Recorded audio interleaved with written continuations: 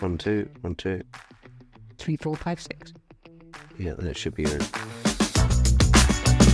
Welcome to Big Questions, Short Answers. I'm Sian. And I'm Andy, Sian's husband, asking the big life questions. And possibly adding a little bit of unsolicited advice. Maybe. This podcast is brought to you by Sian's value-based online course. Visit sianjacquet.com to find out more. Good morning. Right. So we're going to share some basically stuff that I suppose of our 35 years of marriage and 38 years of knowing each other, kind of what we've learned from relationships, from work, from stuff that's happened, good and bad. I think one of the things that people would like to know is the biggest thing of the modern generation is stress. Everyone's freaking stressed, right? So you deal with it all the time, whether it's at home, whether it's at work or whatever. So how does you stop that kind of stress level rising, saying, my boss is a dick, or, I've got to earn some more money, or, there's pressures here. What are the processes that people can kind of get through to kind of reduce stress? I'm looking at you. Who is this man? It's not marry you for a start. That would have been there's a lot of stress. The big picture answer, and again, this is the world according to Sian, doesn't make me right. What I think has happened is, in the last sort of 10, 20 years, the introduction of a digital world has given us all accessibility to see, hear and experience things in real time, for the vast majority, without filters. I have a fundamental belief that knowledge and education and learning and all of those things are amazingly fabulous things for human beings to do, right? Let's just take that as read. However, what's happened in the last 20 years is that the world has changed and developed so fast, along with, again, and I'm sure people much cleverer than I would be able to explain this in a better way, but so you've got a digital highway that has just got faster and faster and broader and more accessible, which is information and opinion, actually, which worries me even more. But anyway. And then the next motorway lane, you have got a culture that values very different things. So the pressure and stress that people feel, if you cut all the ack away, it's I must and I should. Because we're told we must be doing this and I should be doing that. Mm-hmm. Yeah. So let's take some obvious. So you're in your middle to late 20s, you've educated yourself, you've managed to find yourself a job. Neither of those things are easy. And you're looking to take the next step in your life that you need to own a property to be a grown-up, right? Now, those are beliefs that you and I were given. Our parents, our grandparents, everybody around us, right? If you were not, by your middle to late 20s, if you weren't holding down a stable job and ready, or you should have already bought your first property or on the way to whatever, then somehow you're a failure. Mm-hmm. Well, if you just look at that as a belief that creates stress, because that isn't true in today's world. Is it not? Well, it's not possible, Andy. Well, don't we all want just to have a house and... Well, we do, of course we do, right? But the stress is that the world is telling us that I should and I must, whereas the should and musts no longer hold water. And the stress, I think, that I see with people, generally, be it in my work or friendships or even family, actually, on a very personal level, is that it's about meeting expectations that other people have put on you. Now, I know that there are days when you get sick of me even mentioning the word, but the way to make yourself feel healthy and the way to create a resilience and an ability to survive the day, the week, the year, the life that you've been given is by making value-based choices, right? If you make choices that are based on what you believe you are and what is right, that alleviates stress. I mean, there are exceptions to every rule. As I open my mouth, I can think of ways that it doesn't. But your question was, how do you survive with the stress? Well, again, I can't sit here and give you some, intellectual bibble babble about this equation of doing this or thinking this is going to change it. It's very simple. Go for a walk, enjoy the sunshine, smell flowers, have gratitude for what you have got, and find ways where you have a soft landing of peace, doing whatever it is you need to do, right?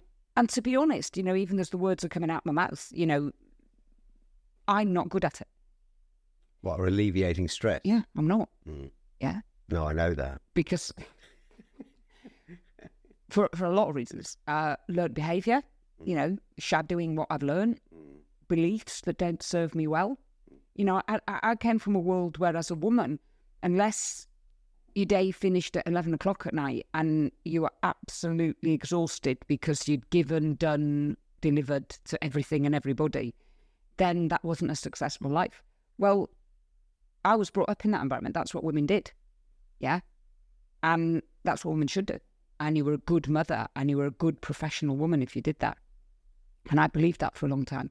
And I am still, at 61, trying to unravel that and trying to understand that physically and emotionally beating yourself up till you're on empty isn't actually a very good way of living your life every day. Right? So again, stress, and you will hear me say this 1,000 times, you can Google what stress means, because there's a clinical definition, there's a spiritual definition, there's a physical definition, there's an emotional definition. It's all very different. And what that definition looks like is different for all of us. So in short, what I would say is that if you want to lead, you want to be a grown-up, and you want to be responsible for your life, and who you are and how you show up in situations, managing your stress level, the way to do it is to actually do the work, learn what does press my buttons, what does create stress, what am I doing to add jam to the sandwich to make it worse, or what can I do to alleviate that stress and create change.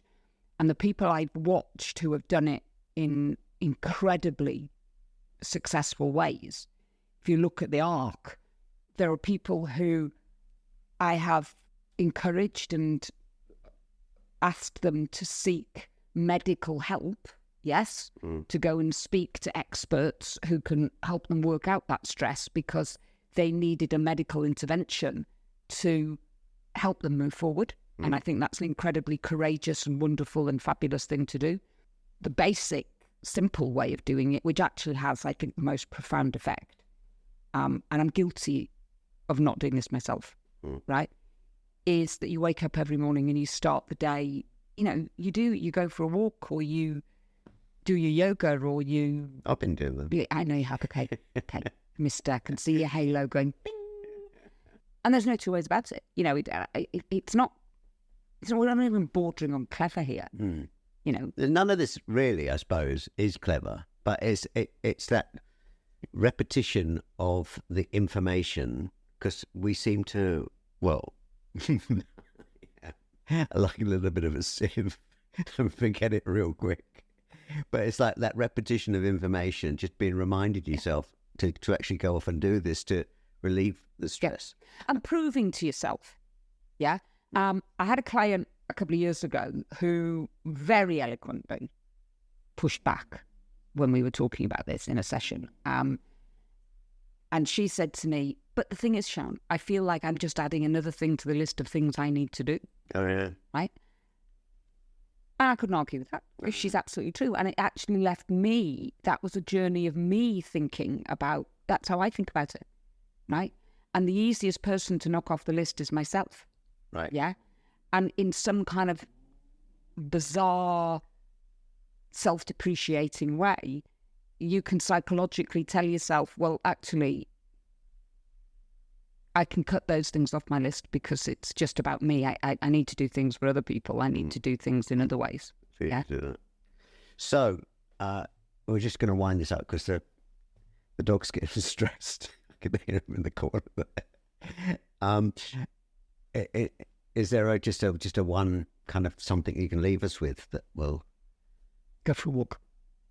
What? That's it. That's it. Really? Why does that do it? Why does that do anything? Why is that? Well, again, I read once that because we fundamentally know how to walk, we don't have to engage our brain to do it, and we know how to breathe. There's only two things you need to do: is put your foot in front of the other and breathe. Yeah.